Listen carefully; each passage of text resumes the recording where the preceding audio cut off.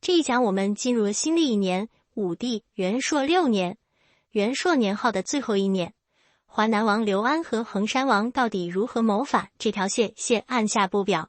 这一年的重心依然是北征匈奴，主角依然是大将军卫青，而比卫青更能打的霍去病正是在这一年里登上历史舞台的。当年至2月，卫青以大将军身份北征匈奴，麾下有公孙敖、公孙贺、苏建、李广、李去这些都是老面孔。唯一的新面孔是前将军西侯赵庆，这个人物很重要。如果只看头衔和姓名的话，我们会以为他是汉朝开国功臣的后代，某位军公侯的继承人，但并不是，他是归降过来的一名匈奴首领。在元光4年，也就是魏姬侯窦婴被杀的那年，受封西侯。等到元朔2年，也就是卫青大败匈奴，收复河南地的那一年，赵信也在军中立了功，封邑增加了1680户。同样身世呢，还有一位赵安基，原本是匈奴首领，归降过来，受封昌武侯，追随霍去病去打匈奴，立了功，增加了封邑。两个人为什么都姓赵？姚维元先生有解释说，匈奴人只有名没有姓氏，就是用名字的第一个音节译成的汉姓。我们可以回顾一下景帝时代，曾经有6名匈奴首领归降汉帝国，汉景帝准备封这6人为侯，希望借此高调表明朝廷的态度，又使更多的匈奴人归顺过来。但周亚夫表示反对，道理倒也冠冕堂皇，说如果封这些归降者为侯爵，就等于奖励变节的人，这样的话，如果汉帝国有人变节，咱们还能站在怎样的道德立场上来抨击他们呢？这种事情在景帝一朝还属于争议问题，到了武帝一朝就已经见怪不怪了。对主动归降的匈奴首领，不但可以封侯，还可以让他们带兵出塞，在他们家乡的土地上攻打他们那些不知道有没有血浓于水的同胞们。赵信追随大将军卫青的这次出征，《汉书》的记载有汉军总兵力兵10余万骑，结果是斩首3000余级，这又是一场不小的胜利。军队就近在定襄、云中、雁门3座边郡休整，朝廷大赦天下。而军队之所以就近休整，是因为当年夏4月，原班人马再度北征，这次打得更狠，直接穿越沙漠，战果是斩首虏万余人。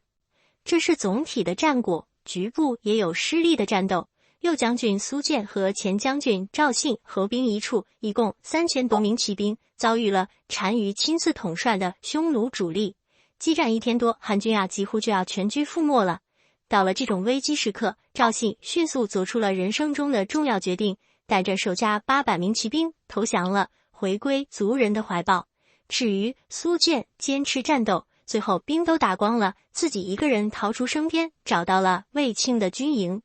这倒给卫青出了一个难题，不知道应该怎么处置苏建这个败军之将。我们隔着久远的时光，以上帝视角阅读史料，并不觉得苏建有什么过错。人家在寡不敌众的局面下，战斗到最后一兵一卒，自己只是侥幸逃脱了，战友们很不幸的都没有逃脱得出来。即便把卫青换在苏建的位置上，大概率也没有办法做得更好了。但我们如果设身处地的站在卫青的角度，就会发现以上一切的一切都来自苏建的一面之词。谁也不知道他是不是真的遭遇了强大的匈奴主力，真的拼死力战，不屈不挠呢？到了最后一刻，是不是真的指挥得当，确实尽了最大的努力去杀伤敌人，保全实力？更无法判断他之所以单枪匹马逃回来，到底是因为脸皮厚，拿全军将士的性命做了自己的肉盾，还是为了及时向大将军通报军情，免得给指挥部造成重要情报滞后的风险。这一切都无从判断。唯一可以确定的事实就是右将军和前将军的2支军队被清零了。如果做赏罚只看结果的话，那么就算当场以军法杀了苏建，谁也挑不出毛病。卫青有点拿不定主意，于是找来几名副官商量。一个叫朱霸的人提出方案，说自从大将军出征以来，还从没有以军法斩过部将，如今苏建抛弃了自己的军队，大将军正好可以杀他了一枚。周霸的方案重点并不在于苏建该如何罪当其罚，而在于借苏建这条性命树立卫青生杀予夺的权威，进一步提升卫青的领导力。这样一个方案合不合理不说，但确实是为卫青着想了。当然，反对意见马上就会出现，说苏建以几千人对战单于几万人，打到这个结果难道有什么错吗？如果杀了苏建，以后打了败仗的人，谁还敢回来呀？这番话的合理性在于，纵观世界战争史，战斗到最后一兵一卒的事情是很罕见的，因为战损比一旦突破了临界值，士气就垮了。这种时候，只要有一个人心态崩了，掉头就跑，而又没能被当场处决的话，那么整支军队就会迅速溃散，根本不是指挥官能够约束得住的。所以苏谦的表现已经相当的难能可贵了。如果问罪处斩，就会对全军将士造成一个很不好的示范。正反两方的意见各有各的道理，这就到了考验指挥官的时刻了。作为指挥官，永远会面对五花八门的意见，纷繁复杂的信息，怎么抉择都有道理，怎么抉择都没道理。神机妙算并不是稀缺资源，因为总会有不同的神机妙算，听上去同样有道理，决断力才是稀缺资源。北京拍完了，首先否定了周霸的方案，说自己既然被皇帝委以重任，就不缺权位，犯不着杀人立位。话说到这里，我们自然会以为卫青会接受反方意见，但并没有。卫青说的是，自己就算有权力和权威在军中斩杀大将，但如果搁置这份权力和权威，把事情原委报告给皇帝，由皇帝亲自裁决，以此卖彰显臣子不敢专权的操守，不也是可以的吗？卫青的一番话说的真是油光水滑，八面玲珑。虽然反驳了周霸，但并没有因此就下结论说苏建无罪，而是沿着周霸的逻辑，自然而然的就把难题推给皇帝了。同时还暗示出自己并不是踢皮球，不敢为决策担责任，而是尽臣子的本分，给为臣之道做表率。这场战役虽然取得了不错的效果，但因为苏建、赵信两支军队全部折损，赵信降敌，这一进一出算下来，总体成绩不太出彩，所以卫青作为总指挥官，并没有被增加彩艺，只是拿到了一份高额奖金。苏建得到了务帝不知道算不算宽大的处理，缴纳赎金，赎回了性命，身份跌回平民。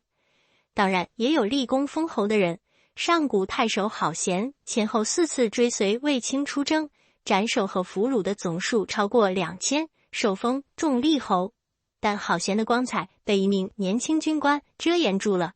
年仅18岁的票摇校尉霍去病率领轻骑兵800人，远离主力部队几百里，斩获的数量不但和郝贤4次出战的总和相当，而且质量特别高，砍了好几个匈奴大首领的首级，还活捉了单于的叔父。武帝很兴奋，下诏嘉奖。原本有这样一句：生补继父罗姑，比在冠军，封去病为冠军侯。什么叫比在冠军？读不懂，有人强行解释，也有人认为比字应该断到前一句里。单于的叔父不叫罗姑，而是叫罗姑比。总而言之，霍去病的功劳冠绝全军，所以受封为冠军侯。别人封侯，侯爵的名称都是从侯爵采邑来的。刚刚那位郝贤受封重利侯，重利是琅琊郡内的一座县城，在今天山东省安丘市南。而霍去病才艺出场，就有这么特殊，侯爵的名称不从才艺来，而是从表现来。霍去病倒不是第一个获此殊荣的，早在秦楚之际，楚怀王封宋义为卿子冠军，这是冠军名号之始。只不过宋义当时寸功未立，全凭眼力、口才和运气拿到了这个职位，时不至而名归。所以后人提到冠军，第一个想到的总会是霍去病，没人记得宋义。那么霍去病到底是怎么脱颖而出的呢？很巧，就像卫青一样，还是凭的裙带关系。这里又要说说卫青一家人了。卫青的发迹是因为姐姐妹子夫，妹子夫在平阳公主家做舞女的时候，上面还有2个异母同胞的姐姐。因为母亲妹袄是平阳侯家里的病女，所以这姐弟几人从一出生就是平阳侯家的家奴。前面讲过，这种身份的家奴叫做家生奴。如果家生奴继续生儿育女的话，不出意外的话，就会世世代代做同一家主人的奴隶。容貌姣好的女奴很容易成为男人的猎物。妹子夫的2姐妹少儿就不例外，和开国功臣陈平的后人陈长有过一段露水姻缘。妹子夫显贵之后，反而轮到陈长斩魏少儿的光了。陈长虽然是陈平的后人，但并不是爵位继承人，谈不上什么政治前途。武帝是因为卫子夫的缘故才会关怀魏少儿，又因为魏少儿的缘故才召见陈长，给他特别提拔。陈长也就娶了魏少儿为妻，完全不在意什么门第差异了。不过呢，魏少儿做婢女的时候，相好可不只有陈长一个。平阳县令霍仲儒从今到平阳侯家里做事，顺便和魏少儿生了一个儿子，这就是霍去病。这种事情是不是听起来很耳熟呢？没错，当初平阳县令郑季到平阳侯家里当差的时候，就是把老婆孩子都留在家里，然后就因利乘便和魏敖有了私情，生了卫青3兄弟。对于魏少儿来说，霍仲儒的到来应该就是历史的重演，或者说是来自原生家庭的路径依赖吧。《资治通鉴》的记载里，当霍去病长到18岁的时候，和当年的卫青一样做了侍中，也就是有了给皇帝端尿壶的资格，也像卫青一样，因为擅长骑射，所以出征立功，这么小的年纪就以冠军封侯。那么问题来了，霍去病既然能做侍中，应当一直是和魏家人生活在一起的，而魏少儿嫁给了陈长，难道出嫁的时候把霍去病也带进了陈长家里吗？这一家人会怎么相处呢？我们下一讲再见。上一讲谈到霍去病年仅18岁就勇冠3军，受封冠军侯。留下的问题是，霍去病既然在从军之前做的是侍中，应当是一直和魏家人生活在一起的，而魏少儿嫁给了陈长，难道出嫁的时候把霍去病也带进了陈长家里吗？这一家人会怎么相处呢？从卫子夫、卫青、霍去病看，当时的婚姻家庭关系是一件特别让人大开眼界的事情。从《汉书》的记载来看，霍仲儒在平阳侯家里当完了差，就回家去娶妻生子了。生的这个孩子就是后来执掌着汉帝国最高权柄的权臣霍光。既然娶了妻，生了子，霍仲儒作为县城里的一名基层办事员，从此就开启了好男人的人设，和魏少儿母子断绝了往来。而魏少儿虽然未婚生子，但这在奴隶的世界里倒也算不得多大的罪过，主人家更不会介意，因为生下来的孩子自然就是家生奴，是来历最清白、用起来最顺手的新一代奴隶。所以霍去病作为私生子，即便父亲不认自己，不给母亲抚养费，倒也不用操心生计。很快命运发生逆转，卫子夫进了宫，武帝又是一个特别爱屋及乌的人，魏少儿因此摆脱了奴隶身份，一步登天。后来魏少儿正式嫁给了先前有过露水夫妻关系的贵公子陈长，只是这段婚姻的起始时间无法确定。无论如何，陈长通过魏少儿这条线和皇帝做了连襟。如果说他为此做出了什么牺牲的话，那就是不但以陈平后人的血统娶了奴隶出身的魏少儿，有可能还接纳了魏少儿和霍仲儒生的私生子霍去病。也就是说，当魏少儿嫁给陈长之后，霍去病应该是生活在陈长家里的，并不知道自己的亲生父亲是谁。至于在那些年里霍去病是不是姓霍，我们已经不得而知了。正是因为魏少儿的关系，霍去病才有资格进入皇宫，做了武帝身边的侍中。这个时候霍去病应该已经知道了自己的身世，但对于那个远在平阳县过着小吏生活的亲生父亲霍仲儒，他并没有去主动联系。今天我们读这段历史，不得不佩服汉武帝那种我行我素、爱屋及乌的性格，因为若非如此的话，卫青、霍去病这两颗古代中国史上的耀眼将星注定会被埋没。要知道，卫青、霍去病论血统的话，不但是家生奴，而且是属于亲生子，位于伦理鄙视链的最底端。霍去病会不会认祖归宗？《资治通鉴》后文会讲。现在我们暂时按下汉帝国这条线，看看匈奴那边。伊稚携单于招降了西侯赵信，简直如获至宝，不但封他为自次王，还把姐姐嫁给了他。伊稚携单于的姐姐到底多大年纪，有没有花容月貌，史料并没有讲。至于自次王的含义，颜师古在注释里望文生义，说这是尊重仅次于单于的意思，我们姑妄听之也就是了。总之，伊稚携得到赵信，就像《三国演义》里边刘备得到诸葛亮。要知道，赵信原本就是匈奴头领，归降汉帝国之后，又是封侯，又是以将军身份出征，在汉帝国生活的时间大约有9年之久，就是一个不折不扣的中国通。赵信果然给伊稚携单于出了一条重要建议，往北走到沙漠的北边去，远离汉帝国边塞。这样的话，如果汉帝国再次北征的话，就必须穿越沙漠，劳师袭远，匈奴就能够以逸待劳，轻松取胜了。我们不难看到，赵信的建议纯属防御性质的军事策略。当匈奴整体北迁之后，虽然给汉军的北征制造了极大的困难，但匈奴再想侵入汉帝国边塞，烧杀抢掠的话，同样不容易了。面对赵信的建议，《资治通鉴》的记载是单于从其计，而我们以上帝视角来看，赵信的建议相当于给了伊稚携单于一个台阶，这样一来，向北方撤退就属于诱敌深入、以逸待劳的战略构思，而不是打不过之后的仓皇出逃了。这一时期的汉匈关系从互有攻防变成了汉帝国不遗余力的进攻，匈奴不断向北退却，被迫采取守势。看上去汉帝国连年高奏凯歌，势不可挡，但这一切的背后就是国家财政的浩劫。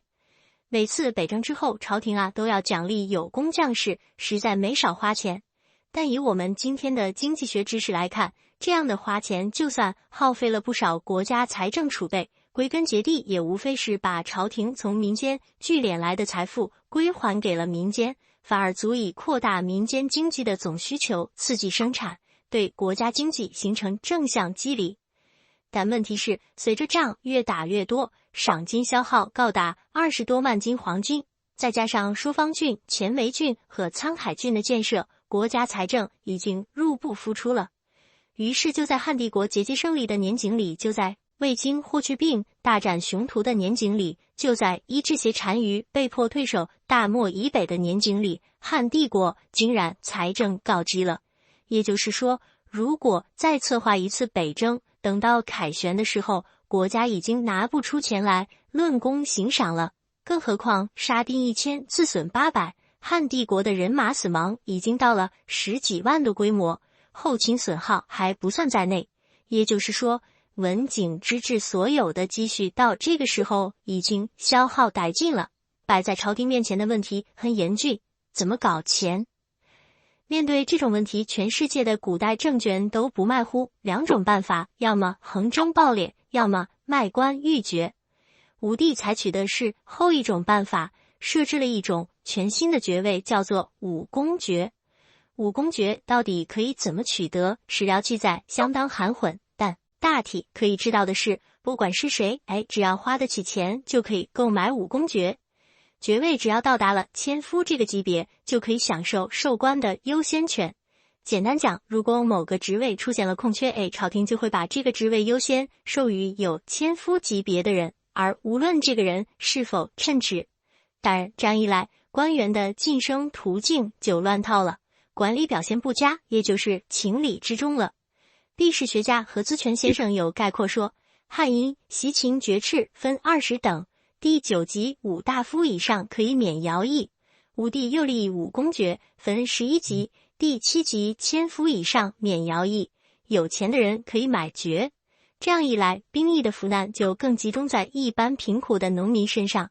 随着战争的延续，农民流亡破产的现象便一天一天的严重起来。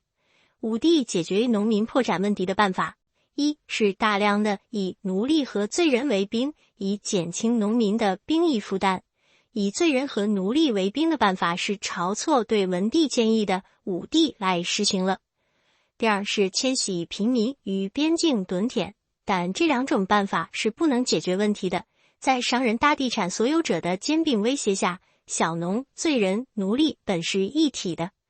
台湾历史学者吕世浩先生有一种独特的看法，认为武公爵的发明作为汉帝国的一项制度创新，为的就是在国库空虚的情况下，以头衔奖励军功。获得武公爵的人可以卖掉爵位，以收益代替朝廷赏赐。具体的操作方式有以下4种。第一，凡军人有武公爵还愿意做官的，那就给他官做，大官小官都有。第二，百姓买武公爵，买到第5级以上的就可以成为基层政府的候补干部。第三，买爵买到第7级的可以享有免役特权，如果犯了罪，刑罚可以减2等。第四，买爵最高只能买到第8级，第9级以上的爵位只能授予有军功的人。于是富人和军人纷纷借由武公爵而踏上仕途，官僚体系因此就有点乱套了。前面讲过，皇帝如果为了解决迫在眉睫的财政困难，御爵是不论中外的常规的一个选项，并不容易对政治造成太大的伤害。但卖官就不一样了，官员是有行政权力的，大可以竭泽而渔，对买来的权力做利益最大化的适用，这就会大大破坏民间的经济秩序。武帝推行武公爵，虽然并没有明确的卖官，但实质上已经给卖官开了口子。从此以后，只要花钱就有做官的机会，官僚体系的原有秩序就这样被败坏了。好了，元朔6年的大事件到此结束，我们下一讲再见。